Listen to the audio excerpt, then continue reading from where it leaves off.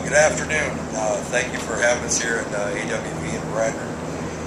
My name is Mark Mulholland. I'm out of local 1915 in Fremont, Ohio. I work here at AWV. We're starting to do green energy. We're starting to do solar-powered air louvers, which are fixed to the side of the building.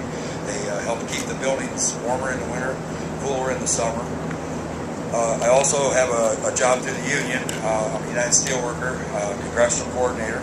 So I spend a lot of time on Capitol Hill working with congressmen and senators, trying to get these guys to pass some legislation in our favor, in this case, for the blue-green, for green jobs, good jobs, green jobs. We've been traveling the country.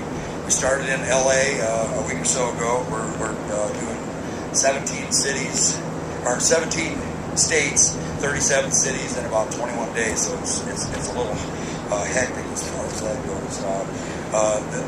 Our mission is, if you see on the side of the bus, the job's not done. We're sending a message to these senators and congressmen that their job's not done, that they went home for the summer with probably the worst economy that we've seen since the Great Depression.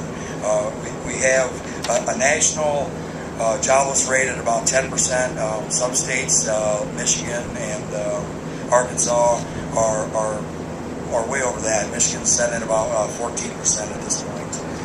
We want these guys to pass some comprehensive legislation to create some jobs in the green field.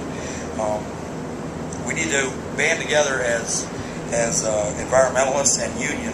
This is probably kind of a historical thing at this point, because it's always been the other way around. It's always been the environmentalists against the union people, and we've kind of made a marriage here where we're trying to do both. We're trying to create jobs for the labor, and we're also trying to clean the economy up, or clean the environment up, and fix things. The big thing here is, like myself, I'm not a young man anymore, so it really doesn't matter what the environment is.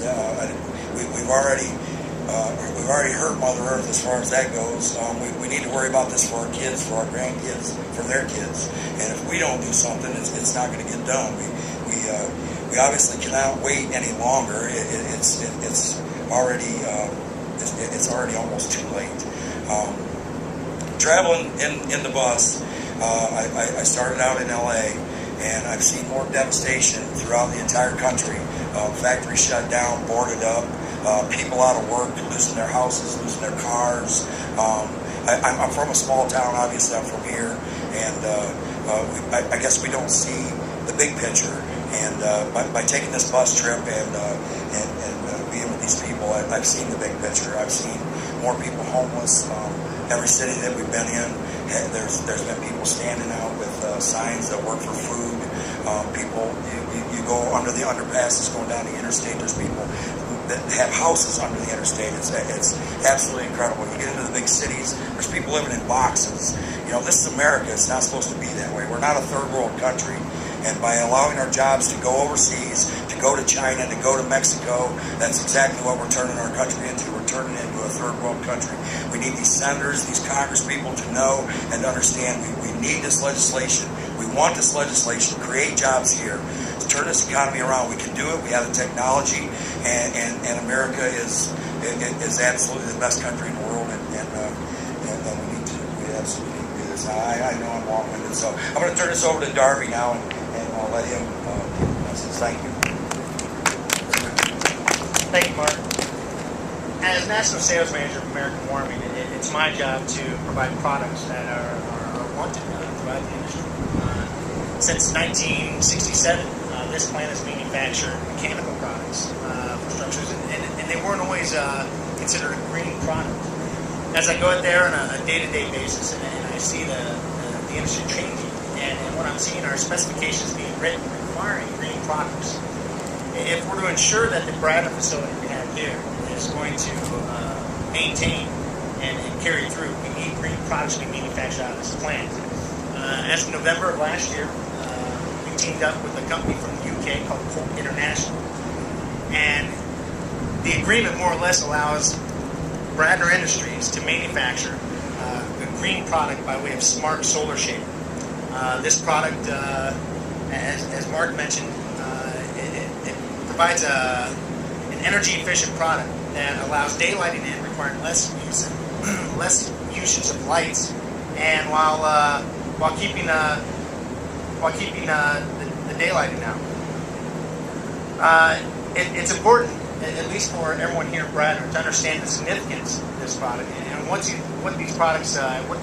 intended use of these products are. This is our future, and we feel this is what's going to keep jobs here in Bradford, Ohio. Next up is, I think, Bob Brown. He is the Union Safety Chair in Northern Minnesota.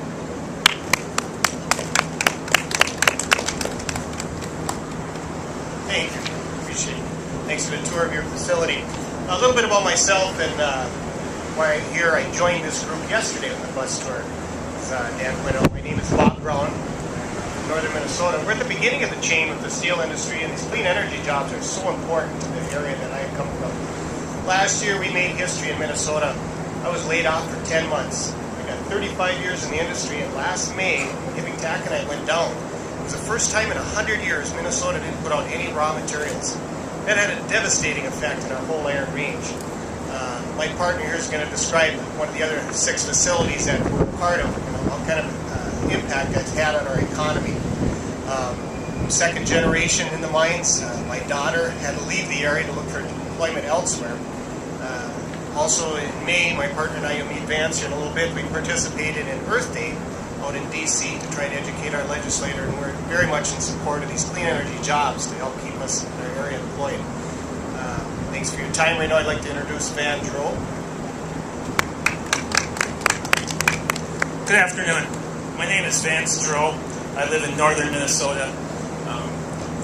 I work at a taconite mine in northern Minnesota, and what we do there is we mine taconite, which is a low-grade iron ore bearing, and we put it into pellets, and then we go ahead and ship that as a key ingredient to going ahead and making steel. The reason why I joined this tour is because I think we need more jobs, more good-paying union jobs. Where I live, I make a good wage. I'm very active in the union. I'm the vice president, the safety chair, the grievance chair, and I make a good wage. And if you're going to live where I live in a small town, if you're going to live there and you want a good job, basically, you work at the mines or you work at the hospitals. And I think we need more choices, and I think we need more opportunities in the area where I live. And I think if we went ahead and passed some legislature for clean energy, I think it could bring more jobs into the area. And I think it could also help the existing good jobs we have. An example, you may not think of a miner as a part of the clean energy supply chain, but we really are. When you talk about putting clean energy in, you're talking about construction, you're talking about things like windmills. If you've ever seen a windmill, they ain't made of plastic, they're made of steel. We are part of this, and I guess part of the reason I'm on this tour is to represent that side of it, represent the side that, I'm a miner and I am part of the green energy supply chain. And I just think we need to, urge the senators and everyone else who can make a change to go ahead and help people out and bring some more jobs. And, not only is it just good economically, it's good for the environment. Anything that we can do at this point to help, I think we should take a chance on it. Thank you for your time, and I'm going to turn this back over to Mark to wrap up. Well, in closing, I would just like to reiterate that the job is not done. The job's not done for the senators. The job's not done for us. As far as union people, environmentalists, we need to contact these senators. We need to call them. We need to write them. We need to bug them until they know this is what we want. If you don't have the information readily available to you, you can get it off the internet to find out who your senators are, where to write them, where to call them. If you don't have access to the internet, any public library, it's free. You can go in, they'll let you use the internet, you can get the information. I want to once again thank AWV for allowing us to come here to do this at their place, and thank you very much.